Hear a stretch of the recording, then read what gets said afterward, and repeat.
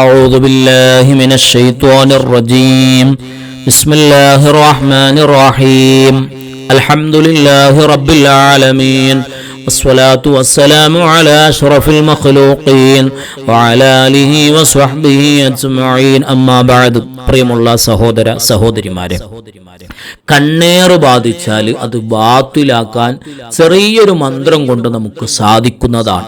എത്ര വലിയ കണ്ണേറാണെങ്കിലും ഈ ചെറിയ മന്ത്രം മതിയാകും ആ കണ്ണേറിനെ ഇല്ലായ്മ ചെയ്യാൻ. ഏതാണ് ആ മന്ത്രം?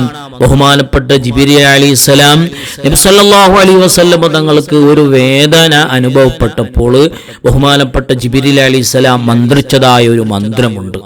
ആ മന്ത്രം കൊണ്ട് നമ്മൾ മന്ത്രിച്ചാൽ, കണ്ണേറ് ബാധിച്ചതായ വ്യക്തിയെ മന്ത്രിച്ചു, അല്ലെങ്കിൽ നമുക്ക് സ്വയം കണ്ണേറ് ബാധിച്ചാൽ ഒരു വെള്ളത്തിൽ മന്ത്രിച്ച് അതിൽ കുളിക്കുകയും അതുപോലെ തന്നെ കുടിക്കുകയും ചെയ്താൽ നമ്മുടെ ഏതുവിധ കണ്ണേറും ബാത്തിലായി പോകുന്നതാണ്.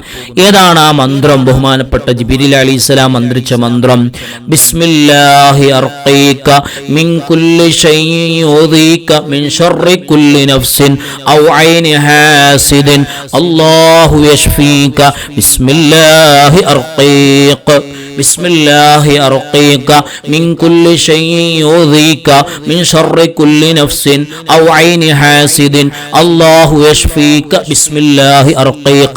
ഈ മന്ത്രമാണ് ബഹുമാനപ്പെട്ട ജിബ്രീൽ അലൈഹിസ്സലാം മന്ത്രിച്ചതായ മന്ത്രം. എത്ര വലിയ കണ്ണേറിനും വലിയ ശിഫ ഉള്ളതായ ഒരു മന്ത്രമാണിത്.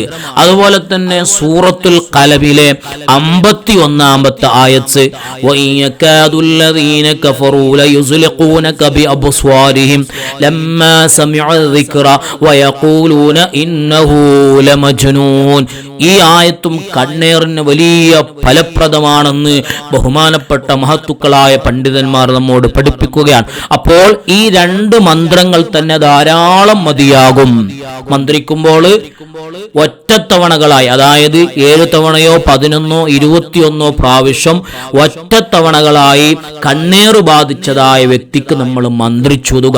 ഇനി നമുക്ക് തന്നെ സ്വയം കണ്ണേറ് ബാധിച്ചിട്ടുണ്ടെങ്കിൽ ഒരു വലിയ പാത്രത്തിൽ വെള്ളമെടുത്തുകൊണ്ട് ഈ രണ്ട് കാര്യങ്ങൾ നമുക്ക് കഴിയുന്ന വിധം മന്ത്രിച്ചോതിക്കൊണ്ട് കുടിക്കുകയും കുളിക്കുകയും ചെയ്യാം.